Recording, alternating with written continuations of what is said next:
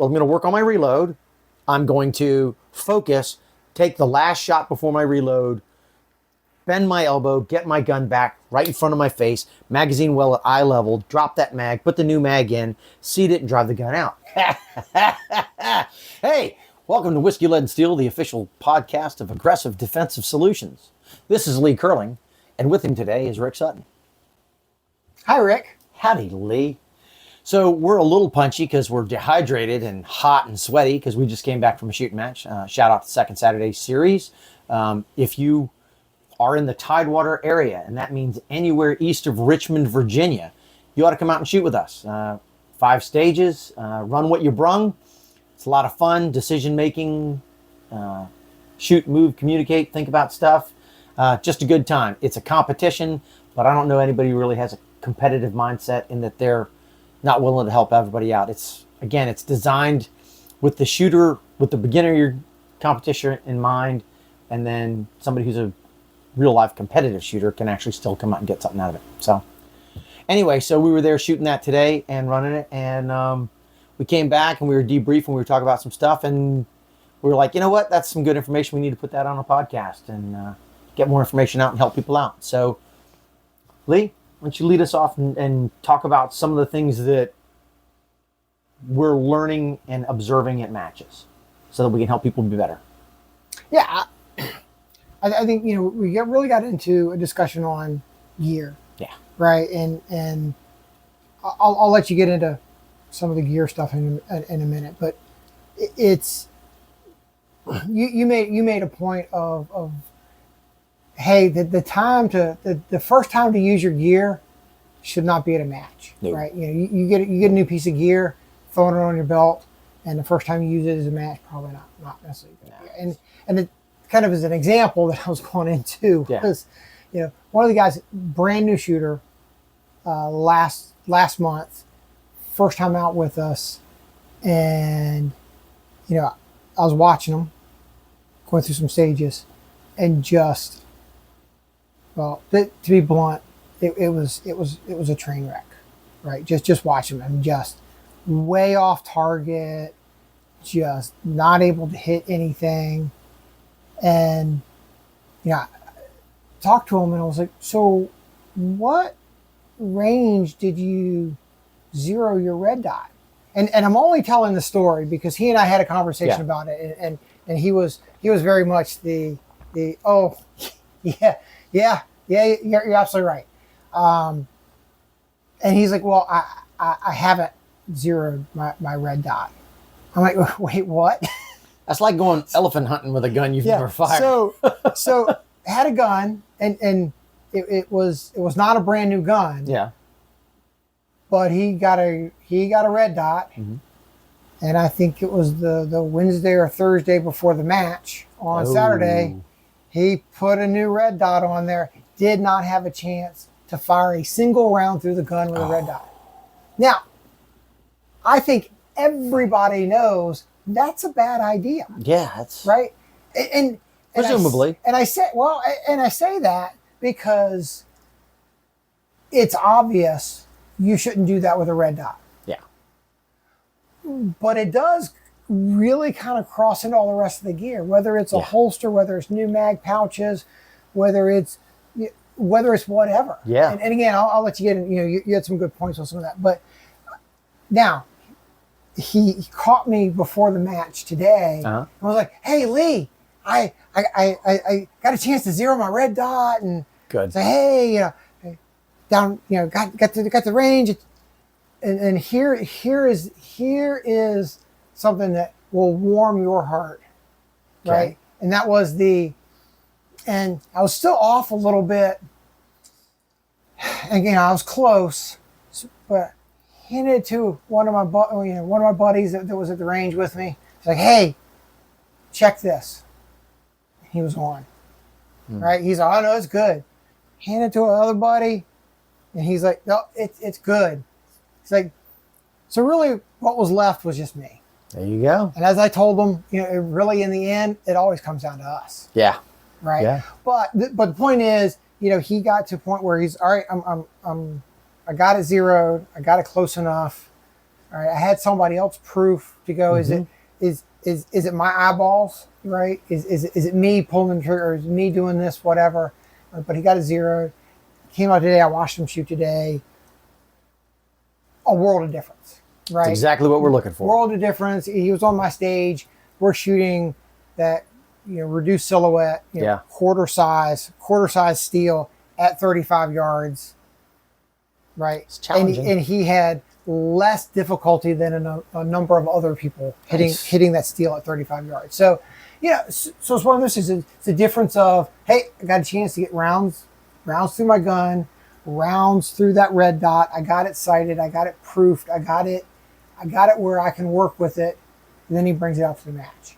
But it goes across, to anything. Yeah. So, that's exactly the process that you're looking for. And quite honestly, that's the whole reason we're doing this particular podcast. It's not that we're trying to single anybody out and go, hey, you came out and shot the match and you didn't do well. No, the idea is for you to, as a reminder, because a lot of people, I think, get caught up in, well, I'm going to go train and I'm going to go to the match. Well, they're related, right? And it sounds obvious to say, but we find ourselves sometimes going, well, I went out and I trained. So I had a training plan when I went to the range, hopefully. And I followed that plan and I did everything right.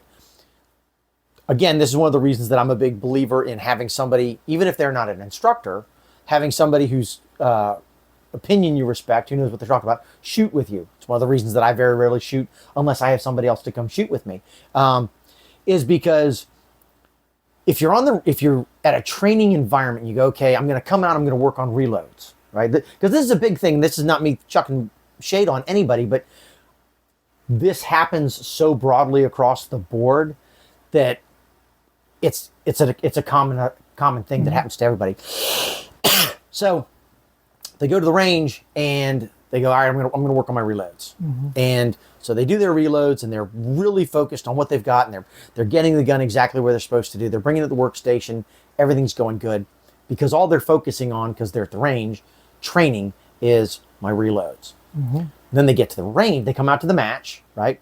And the match, I don't care how long you've been doing it, a match can become an overwhelming thing. And so they come out and there's all this stuff going on. And instead of, well, I'm going to go to the range, I'm going to work on my reloads today. You get to the range and you go, I got to stand on a balance beam. I got to reload on a balance beam. And then I got to move to another balance beam. Oh, and there's a buzzer. And there's a buzzer. And there's people watching me. And then I'm on another stage and there's a buzzer. And people are watching me. And I've got to shoot one kind of target at distance. And then I got to run someplace else and manage a barricade. And then I got to do a reload. And then I got to run and manage another barricade and engage in another target. Or I've got to run to a barricade, manage a whole bunch of holes in a barricade, work my way, figure out where I want to shoot in what order, because it's up to me. So now there's a decision process going in and I've got to do a reload and then I've got to re-engage another target. So it's easy for I'm going to work on my reload. I'm going to focus, take the last shot before my reload, bend my elbow, get my gun back right in front of my face, magazine well at eye level, drop that mag, put the new mag in, seat it and drive the gun out. That's easy to do when you're on the range and you figured that you're going to do this for the next hour and then you're going to go have dinner, right? But now you've got the buzzer and you've got other people shooting and you've got all this other stuff going on. And so one of the things that happens, and it's across the board, it's not on any one person, so don't think you're getting picked on and don't think we're unhappy, just trying to help you get better here. So what happens is it starts to creep its way down, right? So maybe your first reload of the day is textbook. And then your second one, you don't get quite back as far enough, you don't come down as low. And then you find yourself on the last couple of stages, you're actually offside below your shoulder, looking at the target, trying to dump your magazine when your arm's in a stranger position where you've got tension on the thumb. And it's because you're trying to do too many things at one time, which is understandable because you're at a competition. And well, I got to get this done because I got to get this done because I got to get that done. Well, we fall back to this. This is just something to keep in mind. We say this all the time. How do you eat elephant? One bite at a time. Lots of hot sauce, right? Bite, chew, swallow, and move on. What you can't do is you can't worry about making the next shot in the middle of your reload, right? Everybody has a tendency to get caught up in that kind of thing. The shooters who come out who look textbook, who are really smooth and are therefore efficient and quick, because quick is what you want to be. It's not about fast, it's about quick. Those are the guys who have spent the time practicing, and it's as much practicing the mental discipline of don't worry about that, worry about this. The next shot is not important. The reload's the only thing that's important. Now that the gun's reloaded, now that shot is important. So I don't need to worry about moving. When I'm done with my shot, now the moving is important. So it becomes a matter of intellectually prioritizing and then focusing just on the thing that you've got to get done. Because if you're trying to do 2 or 3 things at a time, the chance that you're going to do any one of them perfect and the other 2 okay really doesn't happen that way. You end up doing all 3 of them, It's like when we talk about, shooting and moving. You make the decision. Is the distance enough that I should reload and then move? Or that I should move and then reload? Or is it a short distance that I'm not going to build up any speed so I can reload on the move? Because you can't run fast and shoot fast at the same time. Right. You can't, you can run fast and shoot fast, but you can't run fast and shoot accurately. And if you're shooting accurately on the move, you're inherently not moving very fast. So you have to make that decision. And so I think, you get to the match, and unless you're Jerry Micklick or Todd Jarrett, right? Those guys don't care. Most of us that are mortals. Yeah, most of us who are normal people, we go, yes. People watching, so you got that thing going on.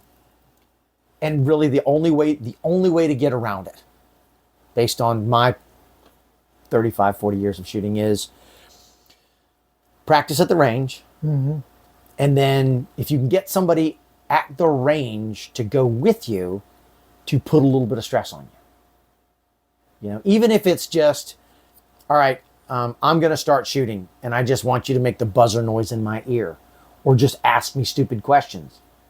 That's just an exercise in tuning it out. If you can tune out your buddy going, I borrowed your car, I wrecked your car, I drove your car, I drank up all the beer in your house, saying stupid shit to you while you're shooting, if you can tune him out and not worry about that, then that becomes one of those exercises. We used to on the shooting team, me and Mark Tiedemann and Sean Johnson and the guys, we would throw rocks at each other while we were shooting, just to get you to the idea of, tune stuff out. So there's that. And then the gear thing, like you were talking about. Gear's an important thing. I'm a pragmatist. We've talked about this in the past on other things. There are people who, and this is not chucking rocks, there are people who like cool stuff. There's plenty of cool stuff. I happen to be a watch fiend. I can only ever wear one at a time, and most of them don't even do anything but tell me the day and the date. But I'm a watch fiend, right? It's just my thing. There are folks out there who are mag pouch guys. They're pouch guys, or they're mag guys, or they're equipment guys, and that's cool. Do your thing. I mean, you should come out and have fun. You're spending the time, energy, and money on this. Where I come from a competitive standpoint, bleeds over from an operational shooting standpoint. Right. My thing as an operational shooter was, I don't want to carry anything that I didn't have to carry. If I didn't need it, I didn't want to lug it around. And that bled over to me from a competitive standpoint of, well, if I'm not carrying it on my gun belt to get in gunfights, then I'm not going to carry it here, because I'm not going to carry a chalk bag, right? But I'm not rock climbing. So when you look at that and you go, okay, I want to buy this cool piece of gear. Does it serve a purpose? And is the weight, or whatever it is, weight is always an issue. Or bulk. The weight or bulk and the space that it takes up on your equipment, does that do enough for you to be worth you carrying it? And you're the only person who can answer that. And if the answer is yes, then you get it. So I've always been into that. You know, the use versus the real estate it takes up. Yeah. Right. During my entire time in the military, my waist size did not accommodate lots of gear. Nope. Right. So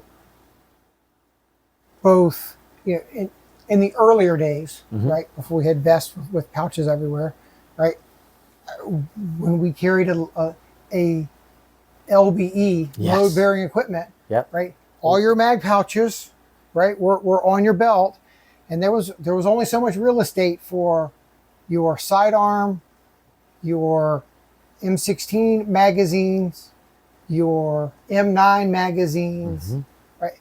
There was no space for a lot of extra stuff. And even back in the 80s and early 90s, you could go to the PX and you could go find cool extra stuff you could throw on your. I had no extra real estate at times, right, to put stuff on there. But to roll back to something you were talking about before, when you're talking about the reloads and some of the other things, it's when you get into the competition and that stress ramps up and you move from, I go out and do training, whether you're training on your own or with a friend, or whether you're training with a coach or an instructor, right? You have a coach or instructor, and you said this before, that person's in your ear, right? You know, for your reloads, are you in your workspace, right? Keep it up, right? Your trigger press, all of those individual fundamentals. You get on a competition, you're kind of on your own. Yeah. And we have those other things as you discussed, right? And when the stress ramps up and some of those things start to slip, we don't necessarily notice it. Yeah, exactly. Right? And you mentioned earlier in a discussion about, you know, some of these shooting students that are out there and are going, hey, and they go, oh, was I doing that? Yep. Hey, look, video is your best friend. Yeah. Right? We see a lot more people videoing themselves, right? You know, back when we first started this, you know, if you were going to video, it was a GoPro. Yeah. Right? You know, there weren't iPhones. You know, people weren't doing iPhones back then, right? Nope. It was a long time ago. Yeah. But you know, everybody's videoing now. I'm going to go throw it up on Insta, or I'm going to go throw it wherever. OnlyFans. But what I would recommend on that is don't just go, hey, did I look cool? Yeah. Right? Did I not embarrass myself? Okay, cool. I'll throw it up on Instagram. Right?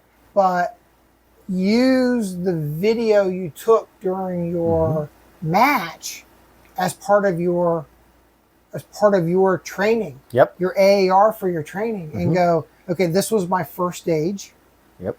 Analyze your fundamentals. Analyze your draw. Analyze your reload.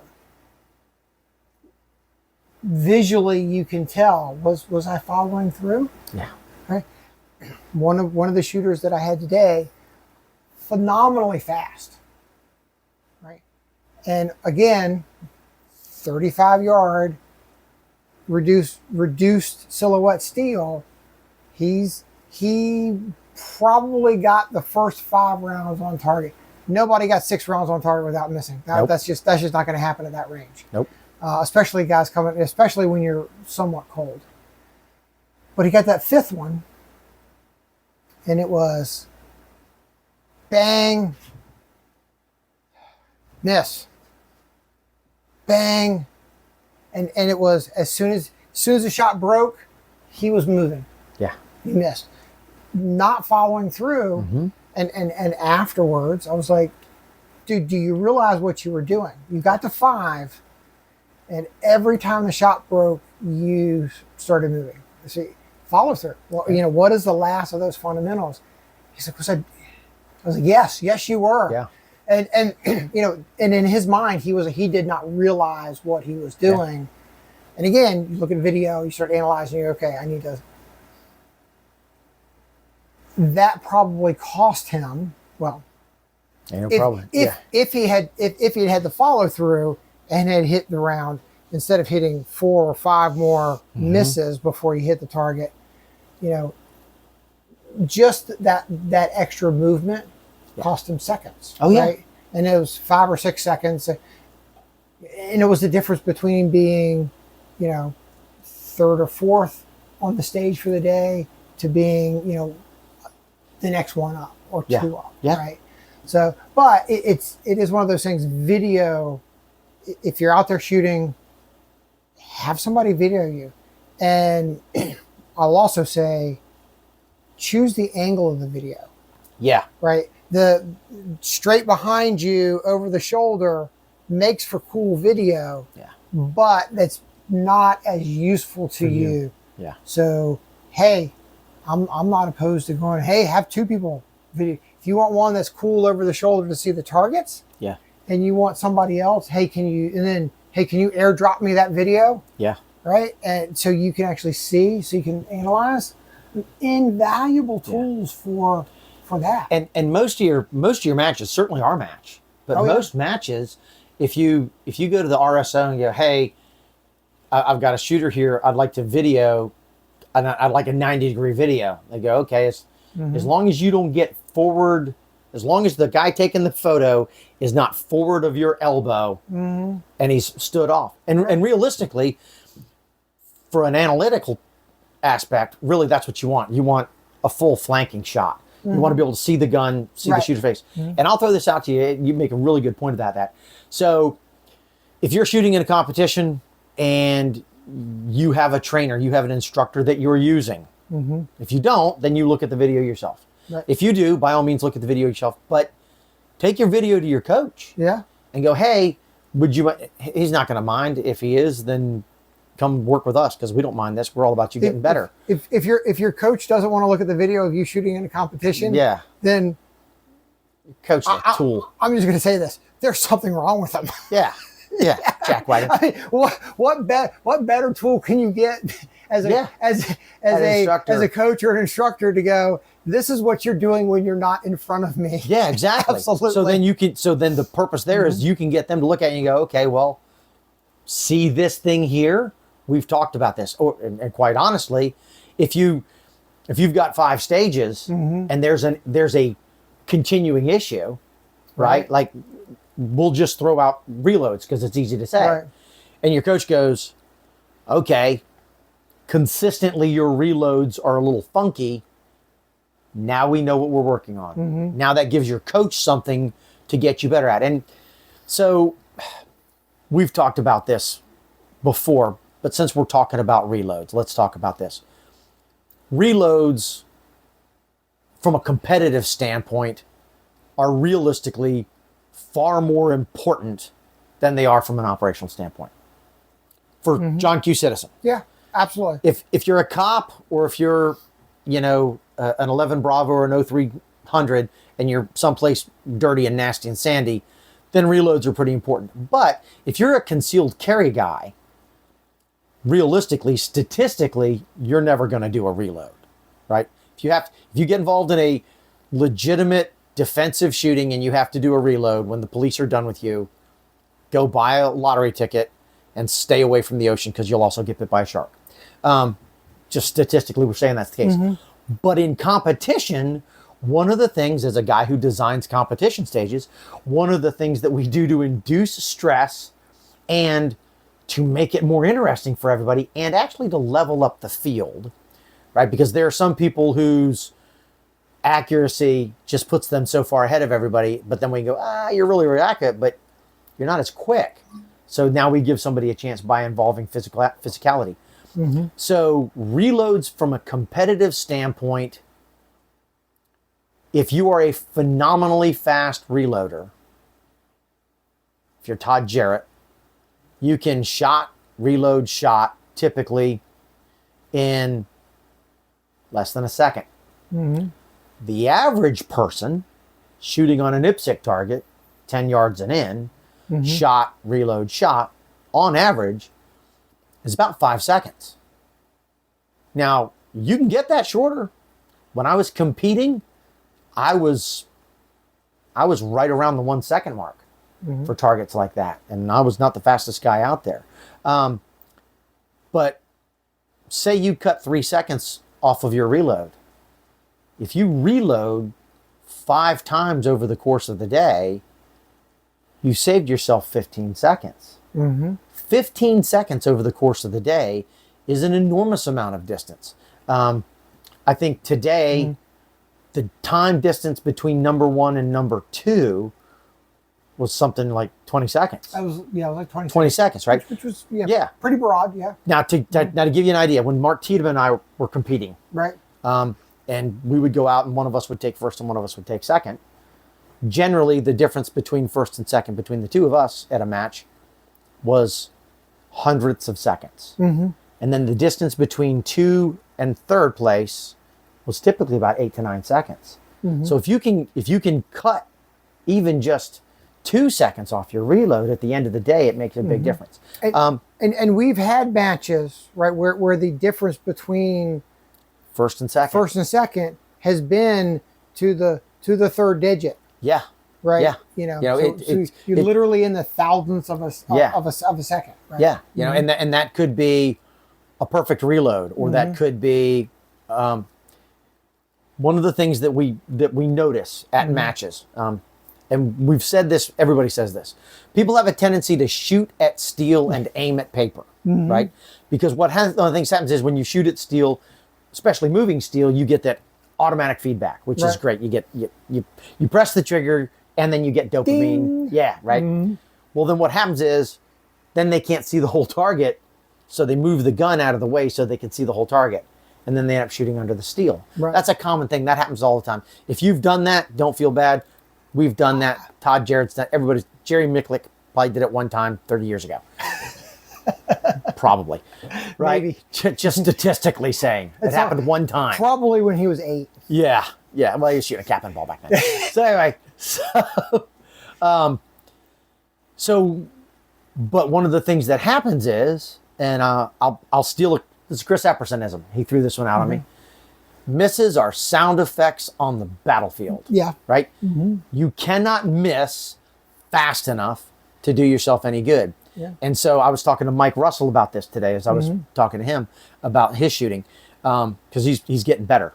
He's coming out and shooting with us, getting better. So I said, look, if you pull your gun and it takes you 2.5 seconds to get a proper sight picture and a good trigger press, and you hit the target the first round, and it took you 2.5 seconds, and you pulled the gun and you got a sight picture and you yanked the shit out of the trigger and you missed, and that took you 2 seconds, or that took you 1.5 seconds, and then you got a sight picture and yanked on the trigger again, and it took you another 1.5 seconds, and you missed again, and then you finally slowed down, watched your sights, pressed your trigger, and that trigger press took you 2 seconds.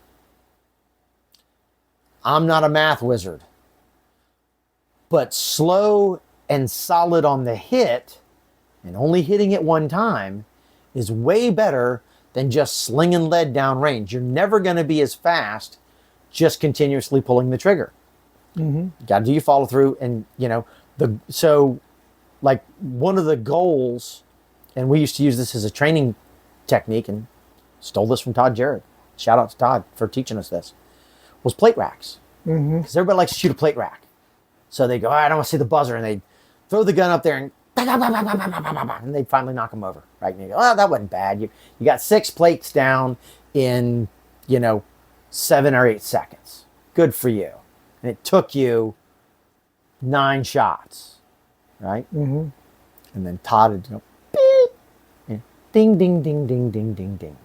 And they're like, there's no way that was faster. And then you look and you go, oh, Todd averaged 1/4 second between shots, and he only shot 6 times, and he scored 6 hits. And that's why, even though it didn't look or sound fast, he smoked you. If you can hit it the first time, you're always going to be faster than trying to make it up. And it's funny because something I said to a couple people today who they got done with their run. And again, I think I had the most complex Oh yeah, yours. stage, Yeah, there was a lot going on with you. Stage today, right? So, I start from the buzzer, engage a reduced silhouette, quarter size silhouette at 35 yards, hit it 6 times, steel, and then move either to box B to the right or box C to the left, right? Engage then a paper target from the outside of the barricade, one-handed, conduct a mandatory reload, move to the other box, rinse and repeat, right? But one of the fastest early on was Bill Gasky, and he's like, it's like, oh, dude, this was great. Why? Well, he did well on the steel, but then just was consistent. Right? His splits were good. Yep. His movement was good. One of the problems I ran into, the distance between the boxes, 10 yards was magic 10 yards. Yeah, was that distance where you go, do I run fast and hard? Well, the problem is you run fast and hard, you hit the sprint, then you huge amount of energy to speed up. And I had a couple people that did that, then you overshoot the box. Slide through the gravel. Yep. So, but Bill's a big guy, so he measured pace to get across there. Boom, stopped where he needed to stop. Right, and was able to engage. But it wasn't just him. There were several guys, and some that I go, well, I think that was really fast, and then suddenly it was like, oh no, you were like 20 seconds. It took you an extra 20 seconds, and it was the ones that were consistent. There wasn't a lot of extraneous movements. Their speed was a consistent speed, not the let me go sprint. And again, it becomes some of that distance stuff and understanding, and some of that's the gamemanship within a competition, right? If the distance is too short for you to get to a sprint, you're going to overrun, right? And do I meander? Do I run? Do I sprint? What do I do, right? And it was those guys that understood that piece of it, and none of them looked fast. Nope. The best shooters did not look fast. Yeah. Right? And so when we talk about this all the time, so in the old phrase, you'll remember this from the 2000s, right? Fast is slow, and slow is quick, and quick is deadly. It's not slow is fast. Right. It's not what it is. Yeah. Fast is slow is quick, quick is deadly. And what they're talking about there is, if you look like you're going 1,000,000 miles an hour, you are probably expending a lot of energy and doing a lot of big movement, right? And throwing elbows. Yeah, you're moving all this body. So one of the things that you have to learn from that is speed comes not from moving fast. Speed comes from efficiency, right? So, which is part of where the 3-prong test originated from. Does it work? Is it necessary, and can I duplicate it under stress? Right. And if it doesn't do all 3 of those things, then don't do it. So when you start looking at the things that you do, indexing comes into this, right? Doing everything consistently. When I bring my gun back to fix my gun or reload it, I always come back to the same spot. I break the elbow, I bring the gun back. My gear is placed in such a way that it's a logical progression for what I'm going to get, and my magazines or my accoutrement are in the situation so that when I grab them, they come out in the position that I need to hold them. I don't have to switch to how they move, right? And everything is on the plane where I can get to it from a logical and prioritized situation. And it doesn't migrate when I roll around on the floor with it. So if you only do the things that you have to do, you only move as much as you absolutely have to, and you only move as fast or as far as is necessary to get the thing done, then what'll happen is you'll cut out all of the fat in your movement and all of the wasted energy. And so you're not burning the calories, you're not spending the time, you're not spending the energy, and so it's just quicker, right? And so then we find this, and you can do this on the clock this is one of the easiest things to do. You videotape yourself shooting, hit the buzzer. When the buzzer goes off, focus on keeping your elbows in, driving your elbow back, drive your hand straight down, index here, get the gun out. As soon as the gun clears the holster, get it parallel to the ground. You're continuing to look at the spot on the target where you want the bullet to hit, and you punch your hand straight forward. And as your hand comes forward, because of the way that your arm works, the gun automatically comes up in front of your face. You don't have to push the gun up. If you just come here and extend your arms, they come out, they come up, right? And you match up and you come to here. So videotape that and then look at the timer and go, okay, that's how fast it is. And then draw, stick your elbow out. Change the shape of your arm. Move all of this meat first, get the gun up, then you've got to rotate the gun, and then drive the gun up and come out. The more distance you cover, the more of your body you have to move, the more energy you're going to take and the more time it's going to take. And that's, that's an easy thing to watch and it's an easy thing to say. So when you look at the video of yourself shooting, when somebody videos you for your match, sit down with a critical eye and go, I'm doing this to get better. And if I look stupid, then I need to recognize that. You're probably not gonna, right? Don't be so critical of yourself. But watch what you're doing and go, oh shit. Yeah, you know what? If I would just change this one thing and not do that, if I would not, when I go to get rid of my magazine, grab my magazine. Right. Try to strip it. Right. Yeah. Well, unless you have a first generation. Yeah. Unless you have first generation Glock or some old EAI or something. But I see folks and it's mind boggling, and it's a range scar. Right. Guys will shoot, and they'll bring their hand down and drop the mag into their hand. This is where you really get to waste time, and then they toss it away onto the ground and get into the bag. I'm thinking, well, if you're just going to drop it on the ground, just drop it on the ground. Right. And it's one of those things that if you don't have somebody chipping your ear about it, or you're not watching it happen, you miss it. Right. And it's not an intentional thing, but if you just didn't do that, you save yourself some time. So to get back to you were talking about the draw a minute ago, right? And when you talk about that economy of motion, one of the things that we do see, and we do a lot of time with students, and then we do see out on the range, suddenly the buzzer, it goes beep, and the wheels come off the bus. The wheels come off the bus, right?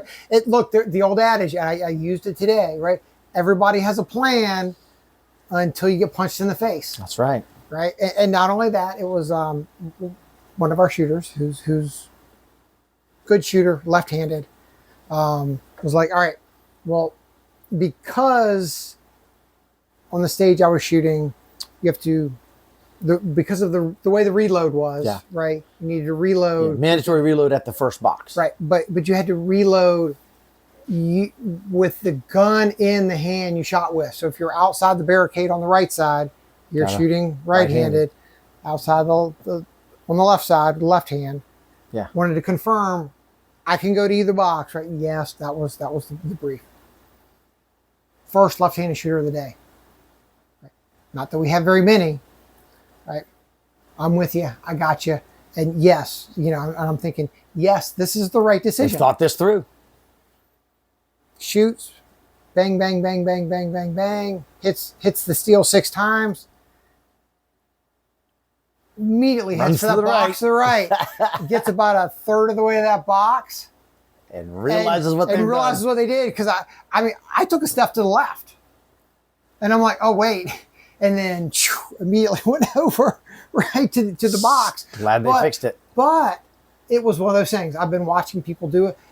And I joked with this individual, after the end. I was like, oh, yeah, you had a plan.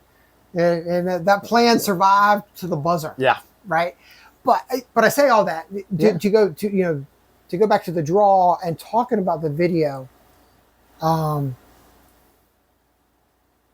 Use that to analyze your body position. One of the biggest egregious things that people start to fall into is just that, right? On the draw, if you are ready, right, as a shooter ready, your body should be in the right body position, if you're male, right, your shoulders over over the balls of your feet. If you're female, your hips over the balls of your feet. That slightly uncomfortable position, right? To be able to absorb, right, the recoil of the gun. But time and time again, before I get to that, what should happen is the only movement that should be observed from the right-hand side is movement of your shoulder, and your elbow, right? That's it. And the rest of it, as you say, it punches up right straight in front of your face. The rest of your body should not move. You should be leaned into it, ready to go. Right. And then your shooting arm and your support arm, the elbow should bend. Right. And your support hand should go wherever it is that you put your support hand. Right. For consistency. And that's it. That's all that should move. You shouldn't squat. Right. So if as you analyze your video and you see the knee break, the butt shoot to the back, Shoulders hunch. The shoulder scrunch, so you can bring your head down behind your gun. Those are all part of those things that stress induced, and that's where the video is a great analytic tool. Yeah. And you don't always see that. But it was interesting because I showed Amy something. I had seen a video that somebody had posted on Instagram or YouTube, and it was a short string. It was only 3 rounds.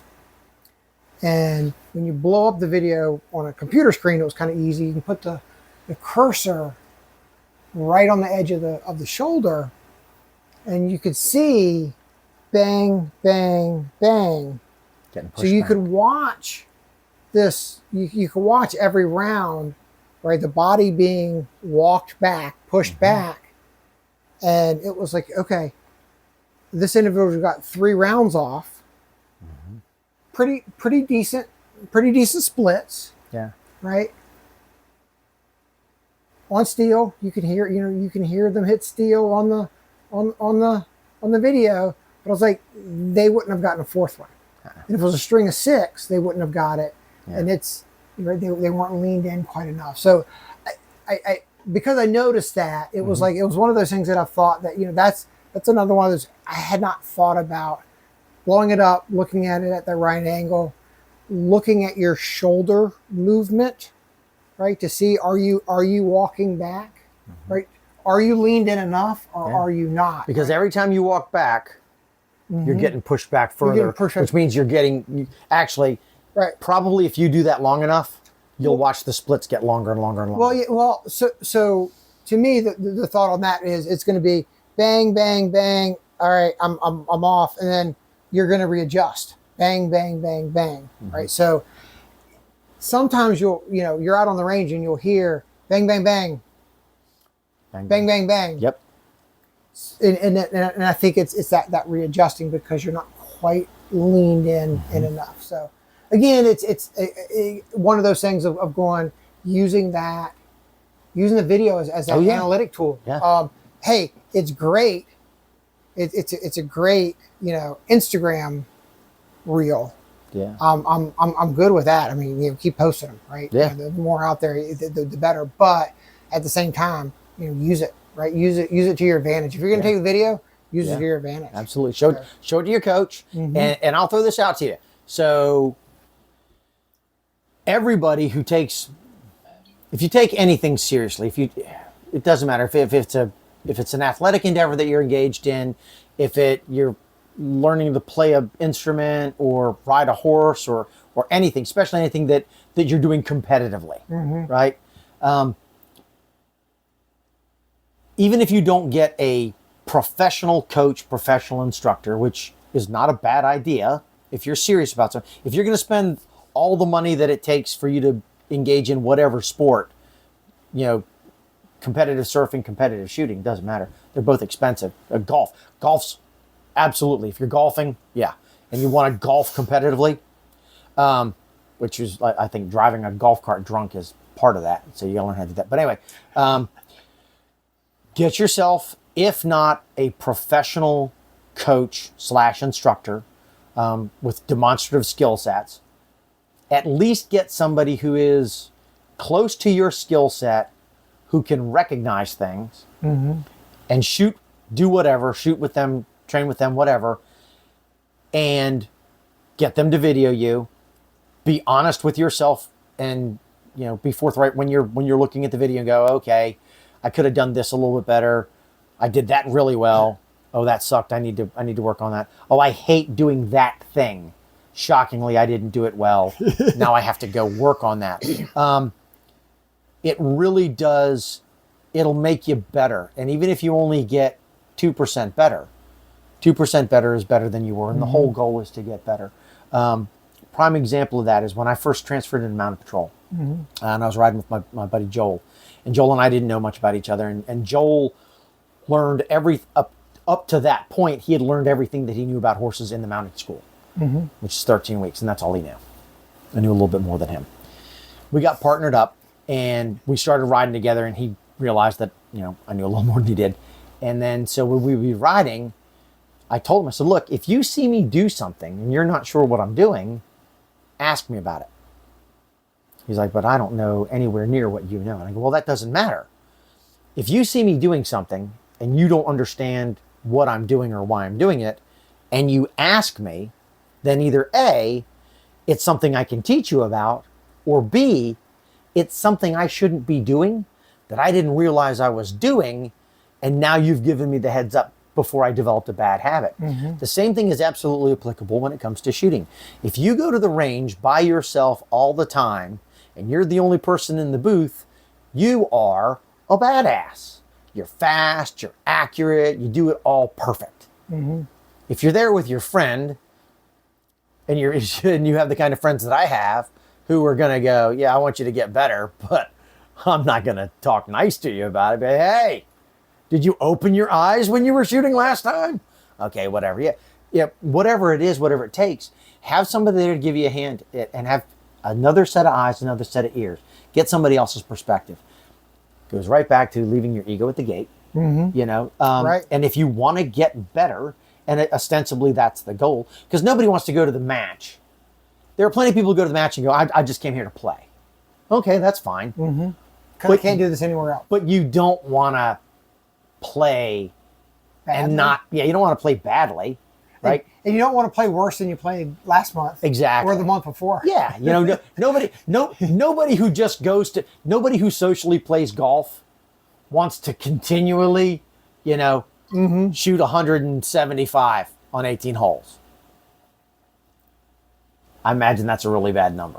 That would be a really bad number. Yeah, I played golf one time. That's a really bad number. So I think that was probably about what I did when I played golf. So only time I ever played golf, I played Broadway Point Greens with Craig Kirby and his family when he was getting married. And the guy, I was partnered with three people. I was part of the 4-man team, and they had me play with a putter and a 9-iron. Played 18 holes like that. I shot a 122, and they were like, "That's really, you've never played golf before. You should come out and play." It's like, nope. Here's your stuff back. And they're like, "No, you should." I'm like, "No. I realize that I like this, and I'm not horrible at it. And if I decide to play it again, I'll have to get good at it. And I have way too many things doing that I don't have time to get good at golf. So kudos to the folks who have time to get good at golf. I didn't. I used to play on Fridays. We had a sales rep that would take us to go play, and it was in one of the local golf courses, on Coles Point or Bidawee or one of those. Apparently I got an off-camera cue that I was not speaking loudly enough for enunciating. So anyway, I got a Friday afternoon, right, regularly for a while. Yeah. We had somebody take us out, and I never got better. So we played, because of me, we played best ball. We only played best ball because I couldn't drive for anything. I can putt. I don't know. Maybe it was from playing putt for years. Yeah. I don't know, but I can putt. And if you got me at least down the fairway somewhere, I was okay. But if I had to drive if I was driving from the tee, it was generally a pretty ugly. It was generally pretty ugly. I couldn't putt worth a damn. Yeah. I ended up with a 9-iron because the guy. This is the kind of golfers they are. I told them that I didn't golf, and they didn't understand that we're people that didn't golf. So they thought I was joking with them, right? So I meet this guy, and he goes, "Oh, you're not about the same height." Now, I was considerably younger, and I was a gym rat at the time. So he goes, "Here, just hit the ball. I just want to see what you do." So he handed me one of his 9-iron spare thing. So I hit the ball, and he goes, do that again. So I hit the ball. Do that again. So I hit the ball. He goes, "Okay, you're going to play with a 9-iron." I said, I really don't know what that means, but okay. And he goes, "You just consistently hit the ball 170, 190 yards with a 9-iron. And I was like, I'm sorry. And he goes, no. That's okay. Just, can you do that consistently straight? I go, maybe. Well, what I found is I could consistently hit the ball about 175 yards. Now, if I only needed to hit the ball 80 yards, nah, not so much. I ended up having to putt a lot from the backside of the green. But I came away from that going, this was kind of fun. I could do this. And I was like, nope. It's like heroin. One time, not doing this anymore. There's fentanyl in there. I'm out of here. No, not doing that. So, and then the other thing about gear. We started this thing about, it was about gear. Don't buy a red dot on Friday, put it on your gun in the parking lot Saturday morning, and go shoot in the Bianchi Cup. Right. That's not a recipe for success. Similar to that, if you've been shooting a while and you go up to Mike Brini at Firearms Performance Enhancement, right? Virginia Beach, because if you have a gun, you want to make it better, he's the guy to see. And you put a race funnel on your 320 regular because you didn't buy a Legion right out of the box, right? And then you drop a Timony trigger in there and you do a bunch of mods to it. Don't do that Friday and then not shoot the gun before you go to the match on Saturday because it's going to perform a little bit different. The functionality is going to be different. The ergonomics is going to be different. You want to know that. If you bought new gear, buy your new gear, put it on your belt, roll around on the ground a little bit, see if it migrates, go out, take it to the range, shoot from it. Even if you can't go to the range and shoot from it, go in your garage with everything downloaded and practice all your stuff out of it. Again, so that you're not figuring out, oh, that's a really bad angle for my last mag pouch based on where it is. It's a really cool mag pouch, but it holds it in the wrong position. You don't want to find that out when that motion costs you 5 seconds. And if it had only taken you 2 seconds, you'd have walked away with the trophy that day.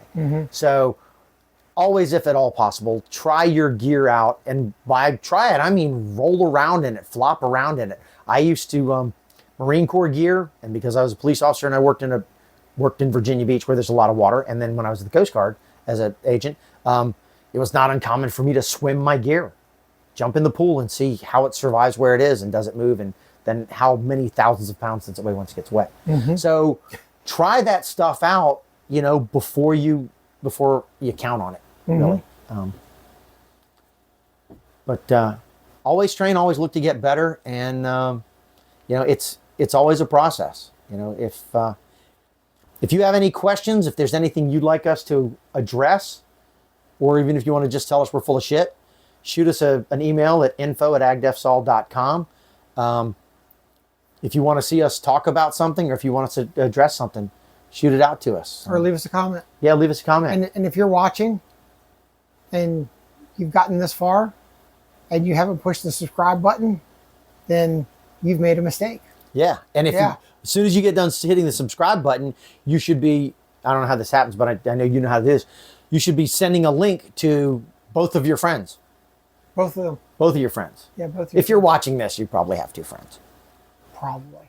And it's like 5 guys all have the same 2 friends, but whatever. Yeah. Send it out there if you found it interesting, or if you just want to go, look at these 2 jackasses. Send that out too. Yeah, that's fine. Yeah. No such thing as bad press. All right. Cool. Thanks. Hope you enjoyed it. Hope you found it entertaining and educational. Be safe. And the old phrase, you'll remember this from the 2000s. It is. Yeah. Fast is slow, slow is quick, quick is deadly. And what they're talking about there is, if you look like you're going 1,000,000 miles an hour, speed comes not from moving fast. Speed comes from efficiency.